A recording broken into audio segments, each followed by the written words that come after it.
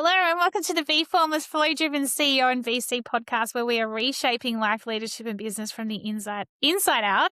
And today I am welcoming to the show, all the way from Zurich, Emanuele Pizzatti. Welcome to the show, Emanuele. Thank you, B. It's a pleasure. Yeah, you too. Happy Monday. How's your Monday starting? Because it's Monday morning, right, in Zurich? It's Monday morning. It's actually noon already. So morning is Okay. already over. Yeah. No, it's doing well, doing well. And you had a But good weekend? yes, and the good thing about the weekend is that you are essentially working, but without the phone. So it's actually way more productive, right? So we Yeah. had indeed a Yeah. good, relaxed weekend. I agree. It's nice when you can actually just focus and get into flow state and just like everything becomes effortless versus when you come back into work and you have the meetings and all the distractions that happen. It's like, why can't it just be focus all the time? Well, it probably can be that we need to all work on that, I think. So hello to all the listeners. We're going to have a speed pod today. Emmanuel and I have agreed we're going to do this one in 20 minutes. So let's give it a go, Emmanuel. I'm going to get started. You are the co-founder and managing partner at FutureWave, and we'll come back to the brand name in a bit because it is a great story around how you came up with the brand name. And your work and your team's work and yours centers on a question many investors talk about, yet far fewer operationalize well. And that is, what does real value creation actually look like inside a company over time? We'll come back to that question shortly. Your perspective moves beyond transactional capital and into the deeper dynamics that shape whether businesses sustainably grow, stall, or quietly lose alignment as they scale. Through FutureWave, you and your team focus on how founders, investors, strategy, and decision making interact at those critical moments that ultimately influence the long-term outcomes. And so rather than approaching venture through momentum alone, what I understand, Emmanuel, is your lens is grounded in understanding where value is genuinely created. There's that value word again, where it quietly erodes, and how stronger, again, alignment between people, capital, and vision can fundamentally reshape the trajectory of business. And so across your work is an ongoing exploration of how companies navigate the uncertainty and growth without losing clarity in the process. When you booked in for the pod and I said to you, what's one, unique insight or lived experience when it comes to business, investing, life, and leadership, you said you wanted to talk about value creation. So tell us a bit about your journey to Wave, how it came about, why value creation. I'll hand it over to you. Okay, B, that's a very nice summary. Thank you. You're welcome. Yeah, maybe that's very, very on spot, right? For us, we saw markets not performing, fund manager not performing, entire industry segment not performing in the recent years, and eventually there was a common denominator on the why that happened, and there was really a poor support to the companies, right? Whether it is coming really from an investment management perspective or even from growth capital, where we usually play, right? And actually having somebody that can really help the company going forward into the future, navigating well the strategy, bringing the right partners also on board, right, for commercial development. And for many, we saw that there was really a critical issue practically. So all our strategies were, we always ask ourselves, can we deliver on value creation together with this team, right? So I Yeah. would say it's less dependent on the market, right? It's more really asking ourselves, what can we do together? Is this plan that they are presenting us something that we can contribute actively? Maybe out of 10 milestones, there are 2 of them that we can possibly support. And that can really go in the direction of landing into a new market, making the right partner to land into a new market. As you said, I'm in Zurich, so very far away from Australia. Yes. Try to imagine a company coming from here to there, right? You need to have somebody that knows what is actually doing in the local market, right? So we can Totally. add them. Yeah, in joint venture, right? We can add them in distribution. So that's really why we need to have only B2B companies. And by the way, just one final comment on this. We now going forward, right? I think that we are really orientating way more into infra businesses, right? Infrastructure businesses, right? That we can really support also. So everybody that is playing the supply chain in infrastructure is something that we like. Yeah. Yeah, and why infrastructure? Is that something that is when you talk about future and FutureWave, like why are you focusing in on infrastructure right now? Thank you. Yeah, infrastructure is, there is a very interesting dynamic in infrastructure, right? First thing, you always have the public sector around, right? So for us, if a project is validated, then you have relatively, a more security, right? More security in having such an asset, right? Because then there is a public will supporting that. So therefore, everybody that is around infrastructure has already, let's say, an alpha in our perspective, right?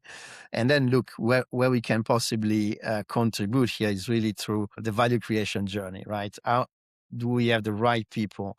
And this is really in two ways, right? One is commercial development, so really coming either from us or the advisor that we can appoint or the C-level that we can also appoint to those companies, or in the public affair piece. And here, I think we have an interesting setup because among us, right, there are also people, right, that were involved into bilateral negotiations, right, or stuff of the kind, right? So therefore, we can already capture a premium here, right? So so it's growth, more infra going forward, way less venture capital. Yeah, okay. Okay. And tell me, value creation, there's value creation externally, right? Like there's value creation from the way you exchange, like from a partnership perspective.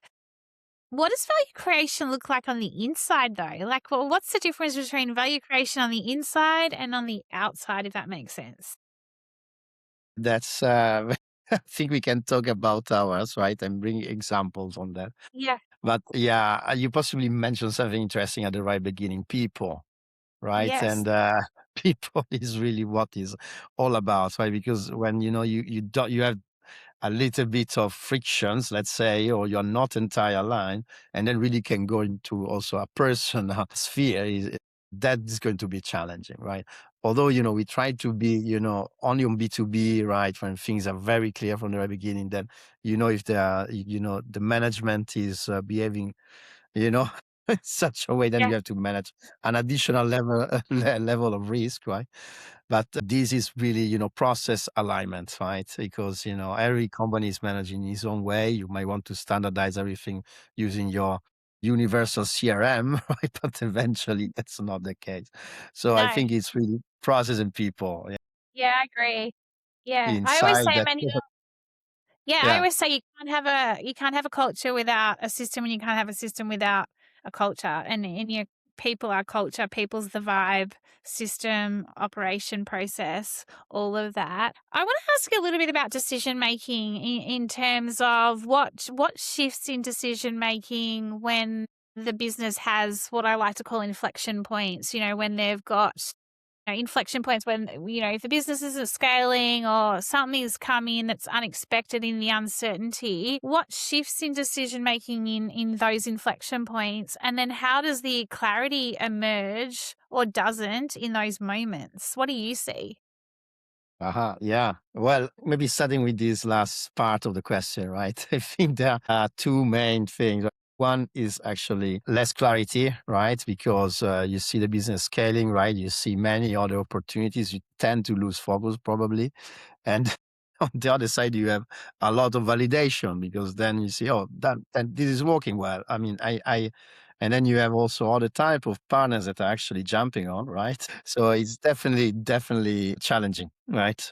Because then you have to satisfy many, that's urgent, that's urgent, that's urgent. And then you have cross, dependency in every Right. choice that you do. So Yeah. that's the inflection point. It's fun, but you need personal resilience to manage those processes. That's Yeah, what I I agree. saw. I agree. I Yeah. think you need personal. I think you need the resilience, need the ability to be anti-fragile in terms of not just be resilient, but also bounce forward. And I think that when you're under pressure, there's also this need to be able to make those decisions on your feet and ignore all the white noise around you, right? Like in terms of like what is the right decision I need to make right here, right now, when I've got the monkey, everything breathing down my back. I think that that's something that can quite often be underestimated, and just that ability just to pause for a second and go, what is the right decision? What's your view on that? Yeah, yeah, no, look, it's, I mean, obviously we tend to be quite external, right? Because eventually somebody has to take this decision. Sometimes we try to, show the path, right? Or evaluate options, right? But again, we are still buying into this plan, right? So, personally, I'm not really a fan of plan Bs, right? Because, No. that if there is a plan A, that's the plan. Why there is a plan B? Why that Yeah. means that plan A is not successful. Yeah. So just focus on plan A.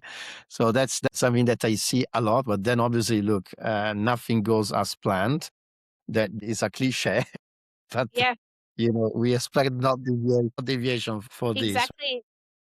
So, Emmanuel, just on all of that, then, what is FutureWave, and can you please explain to us how the name FutureWave came about? Because I know it was with you and your co-partner, and it's a great little story. Because I did ask you when I met you a couple of weeks ago. Yeah. What are you and your co-founder and team doing?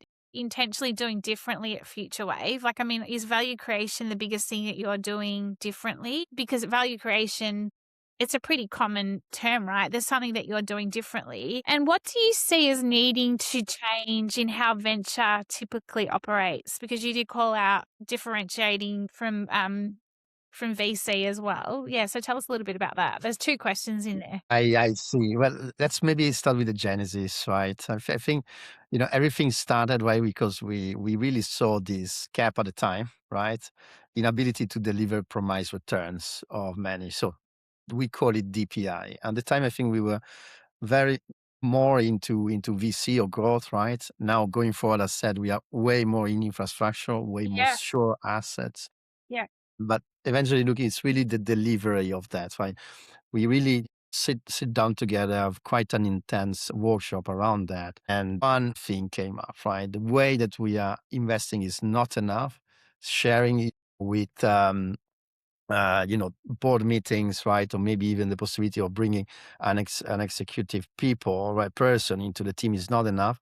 So we try to re-engineer a model where we could actually work with those companies and capture also the value that we are actually bringing with to them. So not only the equity upside, but something more. And that was, the first strategy that we created was really around that. So that's why future, right? We were orientating in something that was already for the future. And that was when we possibly started everything. So 2022 with the first workshops, and then 23 to concretize this, where eventually we had practically our first experiences piloting this, right? And eventually it was good. But as of today, FutureWave, obviously, two different businesses also, right? One essentially is a non-structured, right, well management advisory practice is yes, practically right. And then we have a fund business, right? And this is possibly what we are actually going now, also focusing where we are covering now two key jurisdictions. So one, well, the holding company is now in Switzerland, where we are having an umbrella fund structure in Liechtenstein. So that's European Economic Area. Over there here, we are going also to develop a fully European setup in Malta. So that's also quite good place to visit, I can say. And then we have also Saudi. But that's an independent program with a joint venture structure, which will be launched very soon as well. Now, why different platforms? Because we might have different requirements and different needs. So the proprietary strategy, so the one focusing on value creation, right, will be eventually launched from Malta. But they are, given the two macro trends we are living in, meaning AI revolution, call it, and the Hormuz legacy, so to say, then I think that we need to also rethink a little bit how we are allocating again, right? Because we don't really want to have, right? So it's a high conviction strategy though, right? And then we have the Liechtenstein, where we are essentially hosting non-proprietary strategy, but we are actually supporting or sponsoring them. For instance, here we have a data center, which yeah, is a right. macro trend, Yeah. and private debt You're riding a strategy. lot of waves.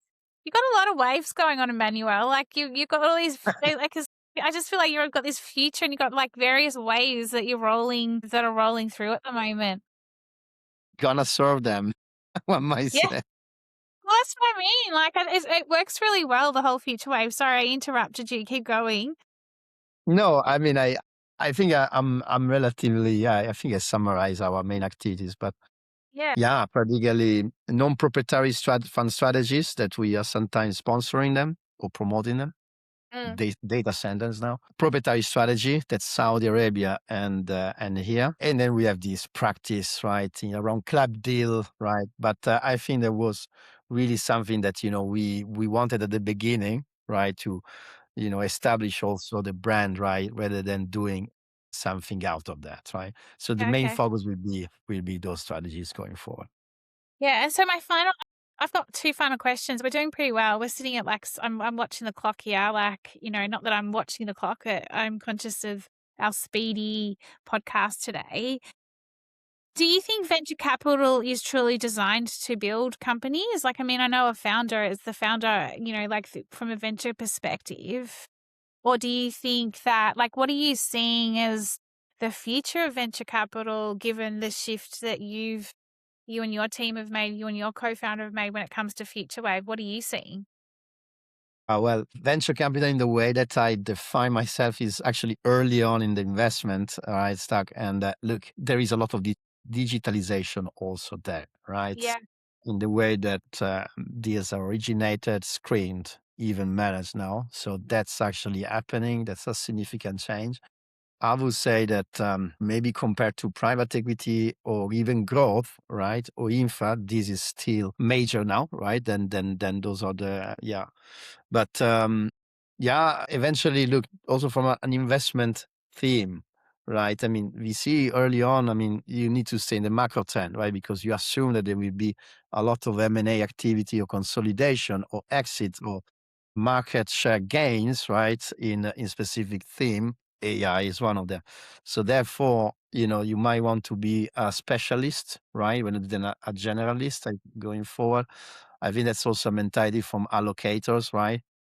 And they are sitting maybe on a significant amount of capital, right? And then they might want to reinvest also themselves into the winners of those venture capital funds. Therefore, you might want to really pick the one that is able to get the winners, right? So for us, that instead are way up in the chain, right, or in the stack, sorry, then you might want to be active in contributing value creation, and therefore Yeah. that's why we live in infra also. Yeah. Yeah, I love the way you keep bringing it back to value creation because it's so important within the ecosystem, no matter what you're doing, right? Like it's always around the value and what you're creating and the exchange as well, if you ask me, from the inside out. Final question for you. You have where you grew up. You grew up in this beautiful, how many people were like the village that you grew up in? You told me this the other week. Where did you grow up again? Well, in many cities, but mainly in Lugano. So that's in the southern part of Switzerland. It's known for having a lot of sun compared to the northern part, which you are already on the other side of the Alps, right? So you have more continental climate, right? Yeah. And but now I'm exactly in the northern part, right? And now it's 10 years where I'm there or more. So I'm always on the way, right? Somewhere Yeah. traveling. So tell me, you clearly are very busy. You have a lot on the go. You asked to make sure this is a condensed pod. We're delivering on it. We're just slightly going over. We're going to end this now. And so from where you've grown up, where there was a lot of sun, probably a lot more chill time, a lot more like relaxing, and then you come to the other side, if you like. How do you keep yourself, I guess, like the momentum and the fresh perspectives? How do you ensure that you're creating your own value creation for yourself, if that makes sense? Okay, well, that's a personal question. Well, I'm I not stop sure if there. I have, I'm not sure if I have an answer for you, because like, okay, as you said, I'm very busy actually. So, yeah. I mean, look, I think that's also the objective of every entrepreneur, right? Yeah. Building value, and then doing something with it, right? Later on. So for now, I think we are still in this, execution on the opportunities we created so far, and I think that the balance. we might talk in the next podcast. Let's do it. I don't believe in the word balance, by the way. I was just curious. So we can talk about that in the next podcast. Emmanuel, how do we find out more about FutureWave? How do we find out more about you? Look, happy to connect with everybody. And again, thank you for having me.